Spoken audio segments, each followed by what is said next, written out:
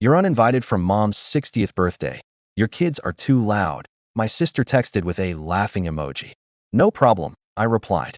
What she didn't know, I'd booked the $17,500 venue, paid the caterer, and owned the party bus she'd posted about. At 4:32 p.m. the day before, I paused everything. Her husband called.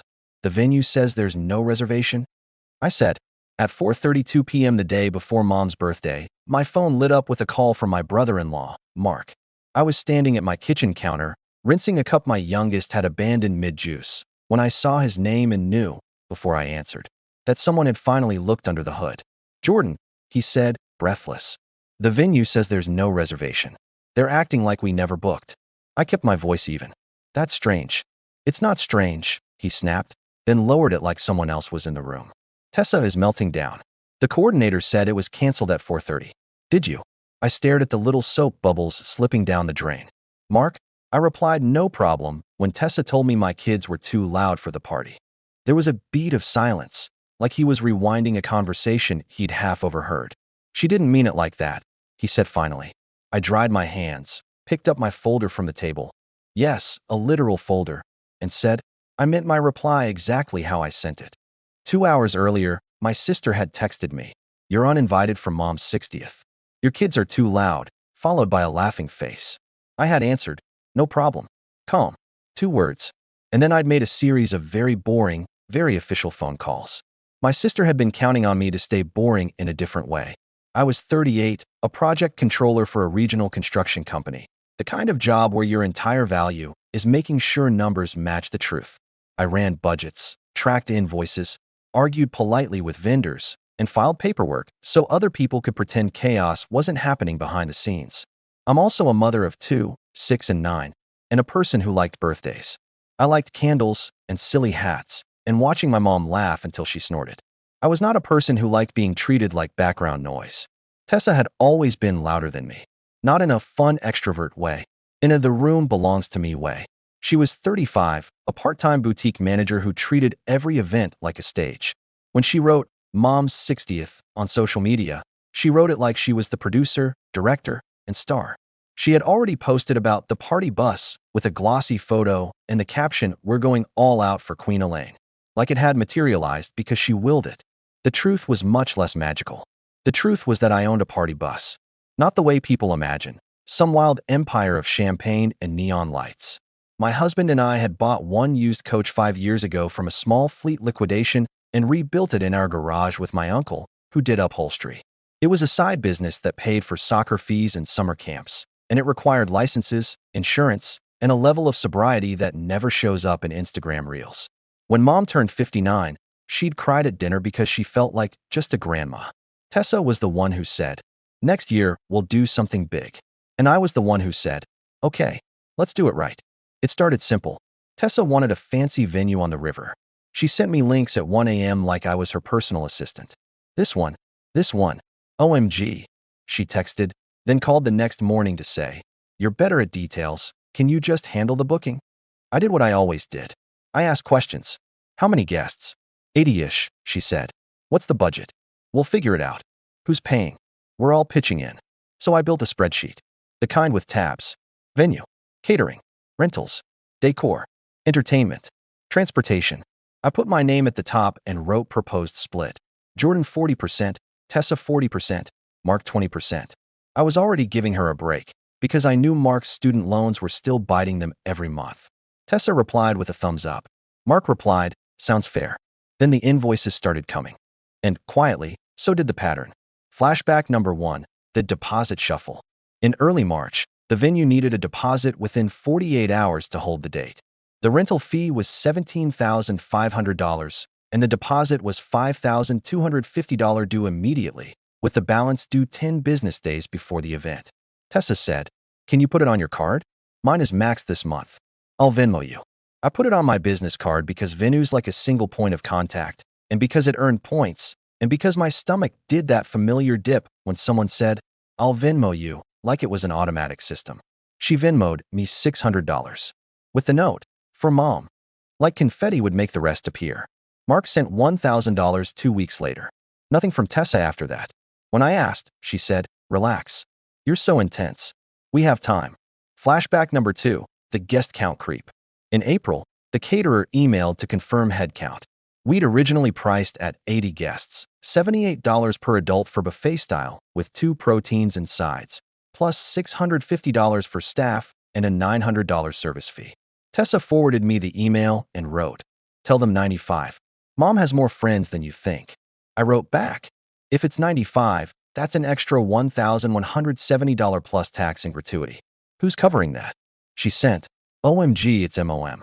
Stop nickel and diming." So I paid the revised deposit, $2,400 to the caterer, plus $420 for the linen upgrades she insisted were non-negotiable. Later, at a Sunday dinner, I heard her tell my aunt, "I'm basically planning the whole thing alone." She said it with a little martyr laugh, and my mom squeezed her hand like she was brave. I didn't correct her. I don't know why. Maybe because I thought the party would be worth it. Maybe because I didn't want to make Mom's birthday about who paid for what. Maybe because I'd been trained my whole life that Tessa's feelings were a weather system everyone else had to plan around. Flashback number 3, the transportation story. In May, Tessa asked if she could use my party bus as her gift to Mom. Not rent it, use it. I said yes, with conditions. No alcohol on board unless we added the rider and the security deposit. Driver schedule confirmed 14 days in advance. Route logged. Passengers capped at 24. She said, "Of course." Then she posted online, surprising Mom with a party bus, and tagged a dozen friends. My phone started buzzing with messages. "Wait, you have a party bus? How much do you charge?" Tessa is so thoughtful. I told myself it didn't matter who got credit. I told myself, again, that the end goal was Mom smiling in a silly tiara with her friends. But it kept happening. It was always like that with Tessa. She would decide an outcome, promise it out loud, and then scramble behind the curtain expecting me to hand her the props. It wasn't just the birthday. Over the last 3 years, she'd asked me to spot her portion of Mom's expenses more times than I could count.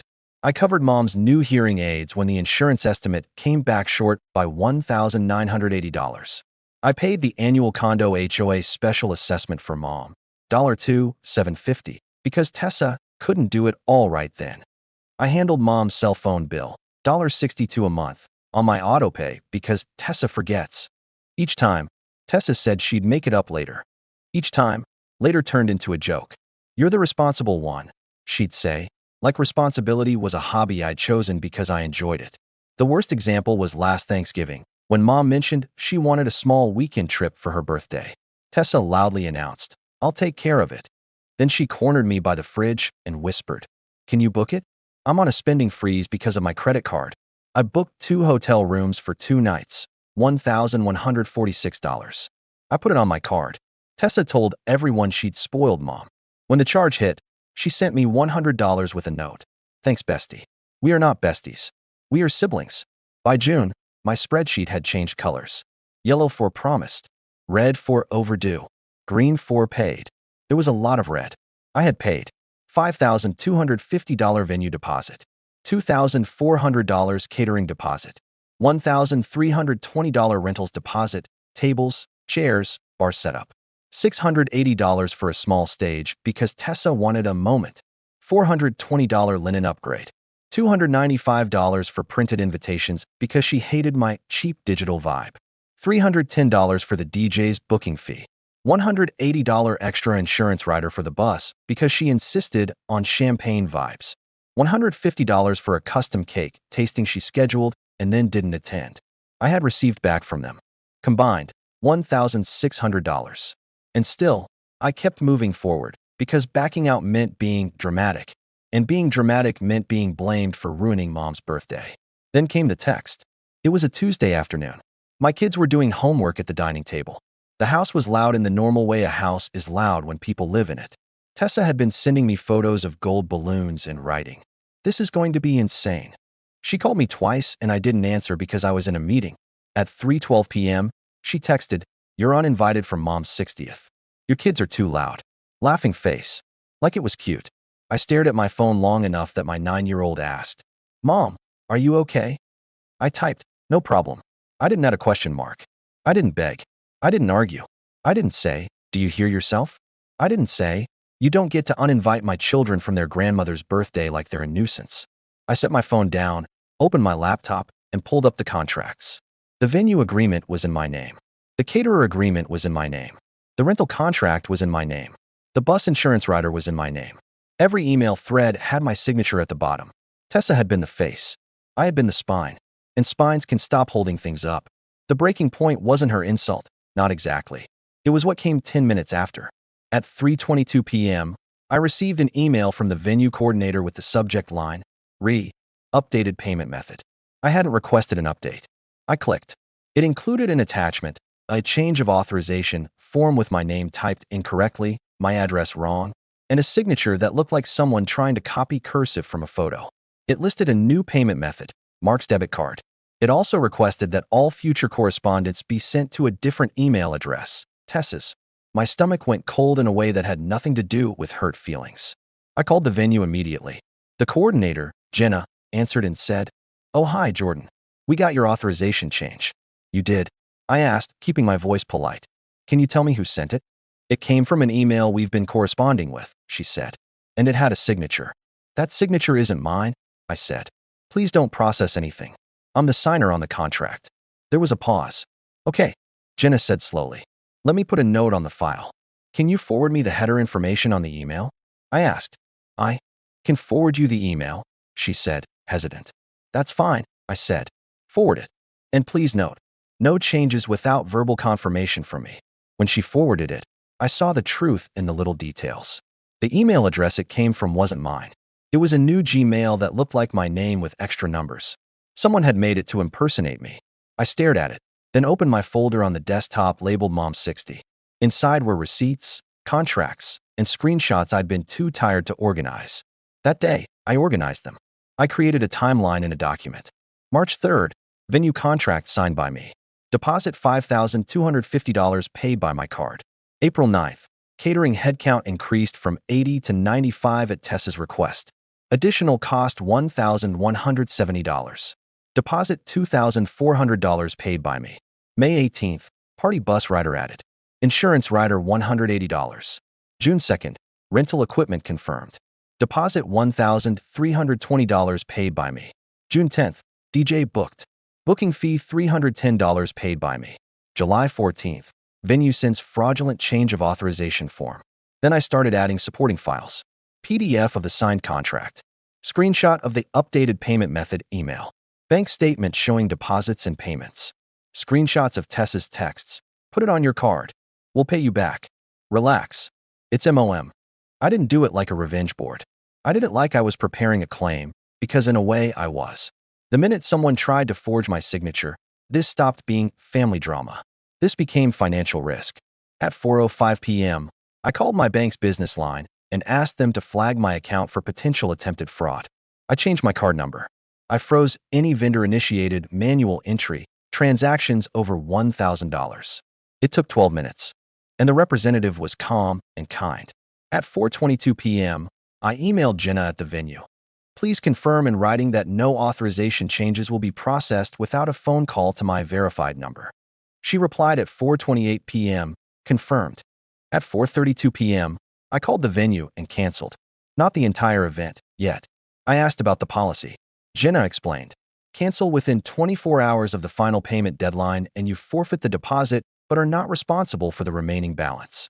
The remaining balance was $12,250, due that same day at 5 p.m. I said, "Then I'm canceling." She asked, "Are you sure?" "Yes," I said. "Please email the cancellation confirmation." Then I called the caterer. Their policy was similar. Deposits were non-refundable within 30 days, but the remaining balance, $5,010, wasn't due until 3 business days prior. I canceled the service and asked them to confirm no charges would be run. They agreed and sent an email receipt showing a 0 balance due upon cancellation. Then I called the rental company and canceled, forfeiting $200 of the $1,320 deposit. I called the DJ and canceled, losing the $310 fee. I called the balloon vendor and canceled the $480 installation, which still had a full refund window because it was scheduled for the morning of the party. And then I emailed my insurance agent about my party bus rider and removed the event add-on, effective immediately. I didn't do any of it with Qley. I did it with the same feeling I get when I shut down a job site budget line because someone's been submitting duplicate invoices. Regret for the wasted effort. relief that the leak would stop, a quiet anger that had nowhere to go except into action. At 5:06 p.m., my phone started ringing. Mom's number, then Mark, then Tessa, then Mom again. I didn't answer. I sent one message, to Tessa, because I needed a record. Per your message today, I won't be attending. Also, I need you to stop attempting to change vendor authorizations under my name. Do not contact vendors using my information. She replied immediately, what are you talking about? Then, that's not fair. Then, Mom is crying. I took a screenshot, saved it to the folder, and set my phone face down. That night, Mom texted, honey, can we talk? Your sister says there was a misunderstanding. I wrote back, I can talk tomorrow. I'm not discussing it while emotions are high. At 8:11 p.m., Mark texted, we have people flying in. You can't do this. At 8:14 p.m., Tessa texted, if you ruin Mom's birthday, I will never forgive you. I didn't reply. The next morning, I called an attorney. Not because I wanted to sue my sister, because I needed to protect myself from whatever story she was about to tell. The lawyer asked 2 questions. Are the contracts in your name? And do you have documentation of the forgery attempt? Yes, I said. And yes.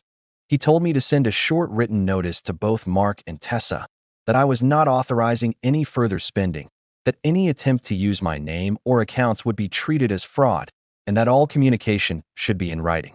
He drafted it on letterhead. It cost me $450 for the consult and the letter, and it was the cheapest piece I'd bought in months. By noon, they had it, and by 12:07 p.m., my mother called again.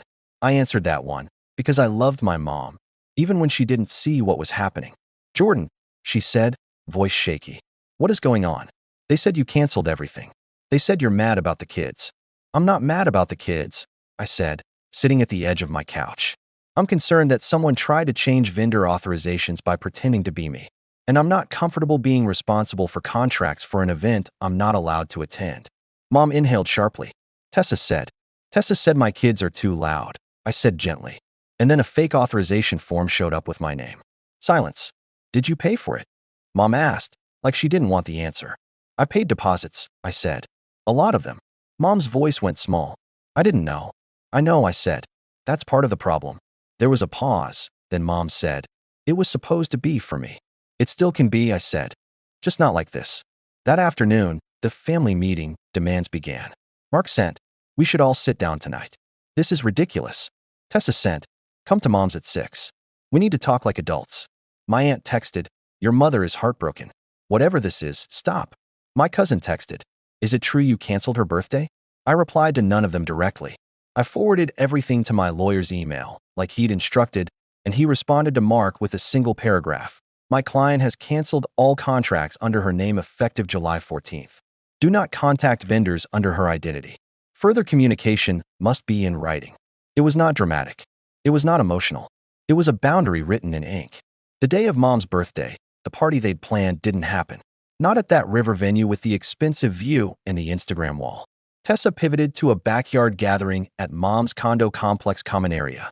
Someone brought store-bought cupcakes. Someone brought folding chairs. I heard, later, that Tessa spent the afternoon snapping at everyone because nothing was how it was supposed to be. I did not show up. Instead, I took my kids to a quiet breakfast place, and we made a card for Grandma. Then, in the late afternoon, I drove to Mom's condo alone with a small cake from her favorite bakery. $38. Vanilla with strawberries. The kind she actually liked. Mom opened the door with swollen eyes. I didn't invite them, she whispered immediately, as if she'd been accused. I know, I said. Happy birthday. She hugged me hard, and I felt her shoulders shake. In her kitchen, she said, your sister said you wanted credit. She said you were trying to make her look bad.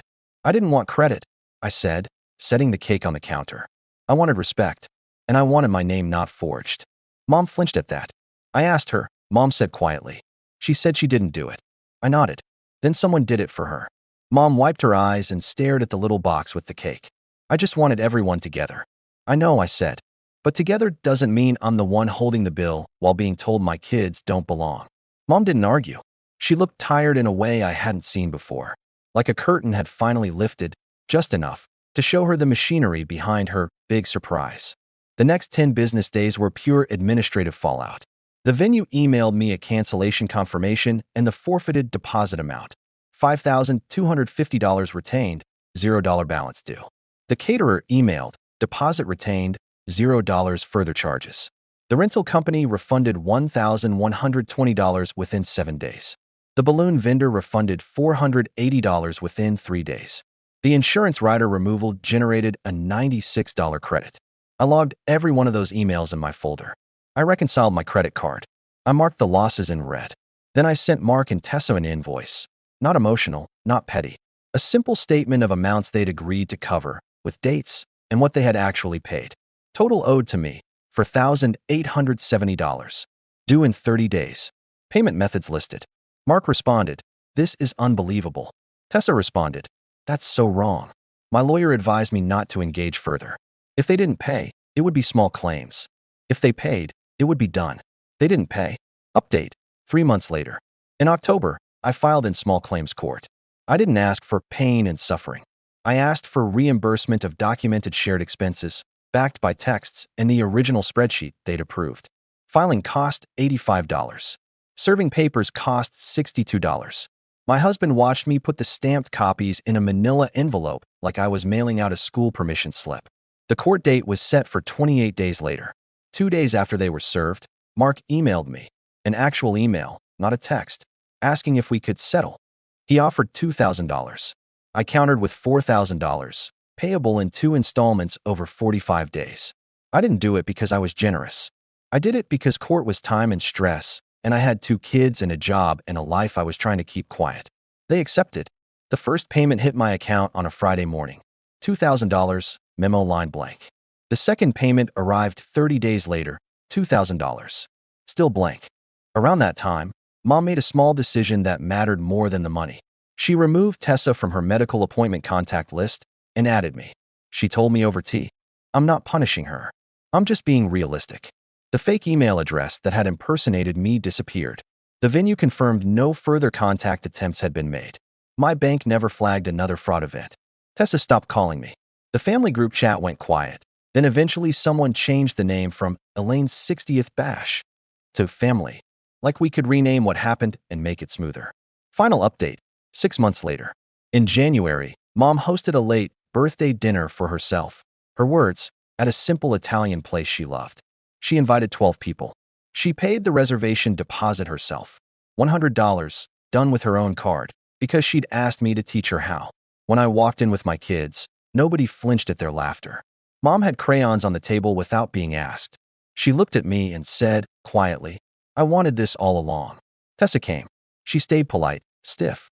She didn't apologize. But she also didn't try to control the room.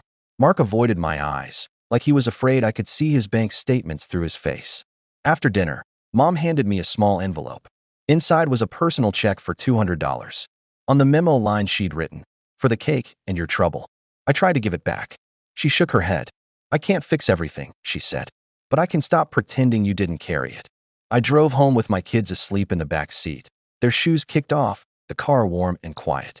When I got inside, I opened my laptop and deleted the calendar reminder that still sat there, buried in old notifications. Elaine's 60th, Riverfront Venue, 6 p.m. The screen went blank in that little square where the event had been. It felt like breathing room. Boundaries aren't loud. Sometimes they're just you, closing a file and deciding you won't sign your name to something that doesn't include you. As the author of this video, I'm firmly on Jordan's side here. When someone says your kids don't belong, but still expects you to carry the contracts, that isn't family teamwork. It's misplaced responsibility. The moment an authorization change appeared under her name, Jordan was right to stop, document, and shift everything into written channels. The core lesson is simple. Generosity needs boundaries, or it turns into risk. Don't fund events you are not welcome to attend. Keep agreements in writing with exact splits, due dates, and a clear cutoff for cancellations. Confirm vendor changes by phone, then by email. Keep event payments on a dedicated card, with alerts, limits, and 2-factor security on every account. Do not share passwords. Save receipts, texts, and confirmations in one folder. If boundaries are ignored, send one calm notice with a deadline, and get legal advice early.